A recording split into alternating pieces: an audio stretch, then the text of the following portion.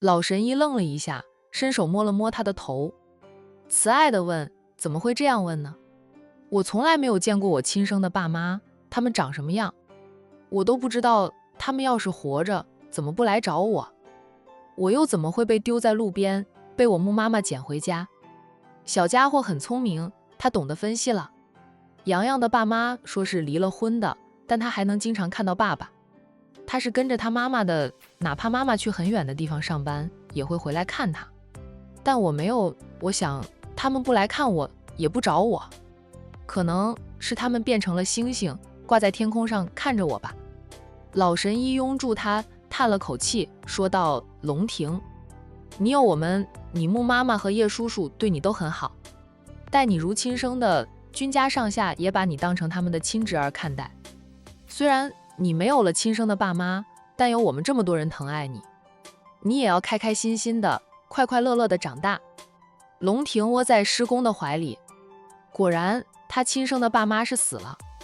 龙庭有记忆以来已经成了穆情的养子，有穆情和君家人关爱着，他不觉得自己可怜，也不去想亲生的父母。应该说以前太小，不过1、2岁不会去想，现在5岁多了，懂得更多，因为觉得自己和小伙伴是不一样的。他自己想，分析过后就认为自己的亲生父母不在了，对亲生父母没有印象的他得到了真正的答案，心里有点难过，但没有掉泪。师公，你知道我亲生的爸妈是怎么死的吗？老神医撒了个谎，说道：你被你师父看中，收为徒了，师公才认识你，你过去的事，师公真的不清楚，你木妈妈都不知道呢，更不要说师公了。龙庭说道：那英叔知道吗？大家都说英叔叔很厉害的，只要他想知道的事，就瞒不过他。老神医还是撒着谎，又没有人叫人去打听过你爸妈的事，这谁知道呀？况且都不知道你原来是哪里人。你虽说是在望城被你木妈妈捡到的，却不是望城人。你木妈妈打听过了，你确实不是望城人。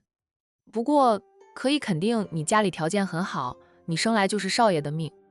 老神医松开了怀里的小家伙，略推开，低头看着这个聪明的孩子，温和地道：龙庭，你只要认真学习，好好的跟着师公学医，跟着那些哥哥姐姐、叔叔伯伯们练武，他们教你什么你都学。等你长大了，成为一个很厉害的人，你就可以去打听你的身世，了解你的亲生父母。龙庭稚气地问：我变得很厉害，我能见到爸妈吧？他们能不能从天上下来，回到我的身边？我很想知道我爸妈长什么样的。穆妈妈对他再好，他也得到了母爱，但穆妈妈不是他亲妈呀。只要他不是被遗弃的，他都想知道亲生父母是谁。老神医说道：他们会在天上看着你，你变得越厉害，他们就越开心，也能放心。龙庭不懂，但他没有再问下去。他感觉到这个话题有点沉重，因为师公都没有像平时那样嬉皮笑脸的，而是很温柔，一脸的慈祥。这样子的师公让他觉得不对劲，也能想到是这个话题让师公觉得沉重，因为心疼他才会一改往日笑嘻嘻的样子，变得温柔可亲。师公，我以后都会认真学习，认真练功，跟着师公学医术，以后像我师父那样可以治病救人。咱们龙庭真乖，今晚奖励你鸡腿。那咱们现在就去杀只鸡吧，2个鸡腿，我吃一个，师公也吃一个。一说到吃的，龙庭眼都亮了，他立即就往后院走去。师公养的鸡都关在后院里，让他们自由活动。师公说自己养的走地鸡才好吃。老神医看着小家伙的背影，嘀咕着这个小吃货，一说到吃鸡，连亲爸亲妈都不问了。他起身也跟着过去。师公老了，牙齿都掉光，就不吃鸡腿了，让你吃2只。龙庭扭头，师公不是满嘴牙吗？鸡腿肉多也好吃，师公说一只鸡最好吃就是鸡腿了，满嘴的牙还吃不了鸡腿。反正他不管，他只吃一只鸡腿，另一只鸡腿就给师公吃。老神医，我这满嘴牙是假牙。反正师公能吃鸡腿，师公不吃鸡腿。我就打电话给师傅，告诉师傅有位老奶奶经常来看你，说想跟你搭伙养老。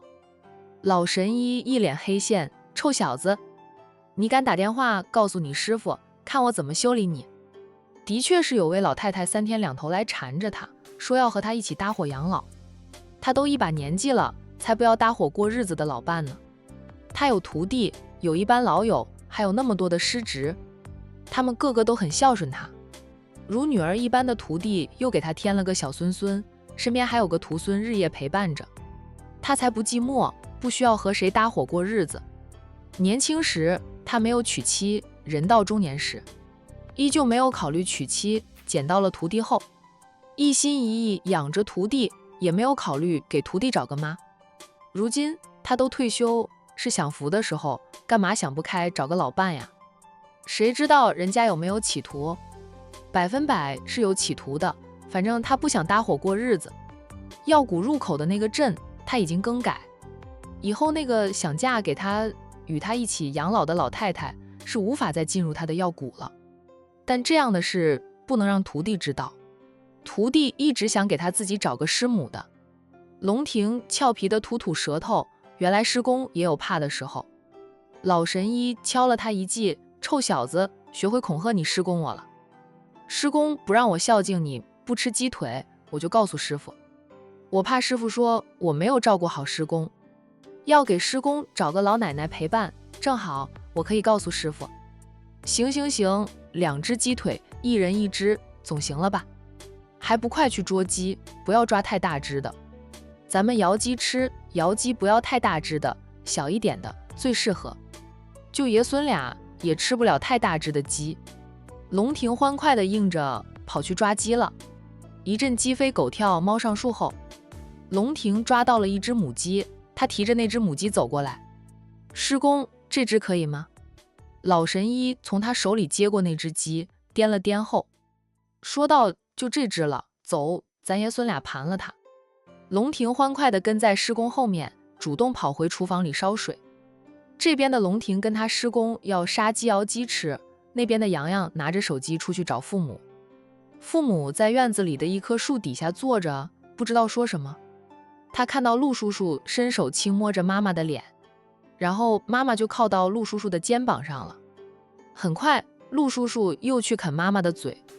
陆叔叔为什么要啃妈妈的嘴？很香吗？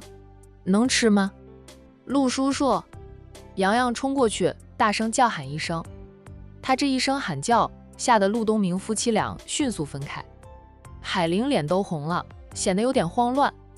夫妻俩情到浓时，情难自禁，就做了点儿童不宜的事，结果被儿子看个正着。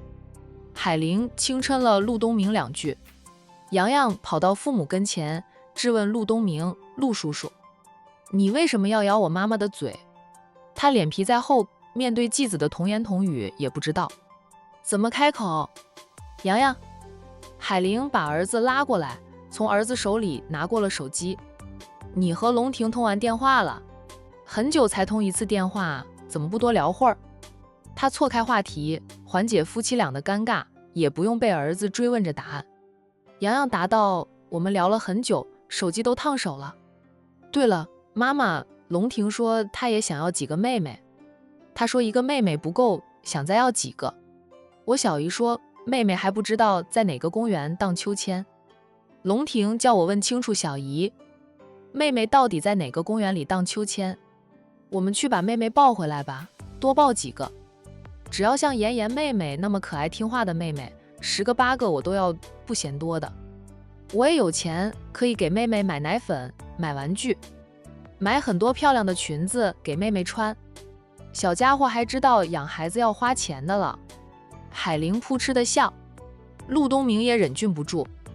父母的笑让洋洋忘记了追问继父为什么要咬妈妈的嘴了。他不解地看着笑得停不下来的父母，看着看着，他也跟着傻笑。他这副样子逗得海玲笑得更甚。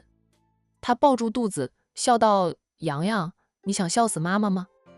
他将儿子拉到跟前，忍着笑说道：你小姨那是随口说的，应该说那是大人才能听懂的话语，你不用当真。公园里哪有妹妹可以抱回来，妹妹都是生出来的，像你小表弟那样，是你小姨生出来的。洋洋不服气地道，小姨就是说妹妹在公园里荡秋千的，还说也有妹妹坐在云朵上找妈妈。妹妹要找妈妈，我们就去抱她回来呀，让妹妹叫妈妈做妈妈。海玲都不知道怎么和这个较真的儿子解释。小姨不会骗洋洋的，小姨不是大骗子。洋洋是不能接受他最喜欢的小姨居然是哄他的。事实上，妹妹不是从公园的秋千椅上抱回来的，妈妈说是生出来的。怎么生？那小姨和妈妈什么时候生妹吗？你小姨算了，等你长大了就会明白你小姨那样说的意思了。现在妈妈也不知道怎么跟你解释，也解释不清楚。洋洋嘟着嘴，妈妈，你们又欺负我年纪小，我已经不是3岁的小孩子了。陆东明接句话，他笑道，那是我们洋洋不是3岁小孩子了，咱们洋洋已经是5岁的小孩子。好吧，他还是小孩子。龙婷有说什么时候回家吗？他回来了，你可以去找他玩。海玲又一次切换话题，免得这个较真的小子执着地追问下去。他是真的不知道该怎么解释。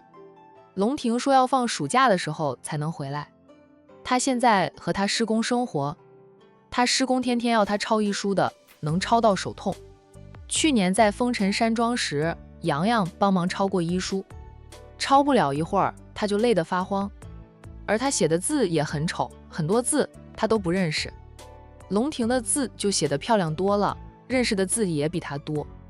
小姨安慰他说，龙婷是天天被师公罚抄，字就练得好看，他很少练毛笔字，写得不好看很正常。小姨说他写的毛笔字也不好看，洋洋信以为真，直到回家后有一次看到小姨写毛笔字，很漂亮很漂亮，比龙婷写的都要漂亮。洋洋才明白，小姨那是在安慰他，免得他自尊心受损的。我也和龙婷说了，我可能要转学到江城去，叫龙婷放假了就去江城找我玩。洋洋仰头对母妈说道，妈妈，我想好了，我跟你去江城生活，去那里读书。龙婷说她很想待在爸妈的身边，但她不能，她要跟师公学医，她只有放假时才能回到爸妈的身边。她比龙婷好太多了，她的爸妈想什么时候见就什么时候见。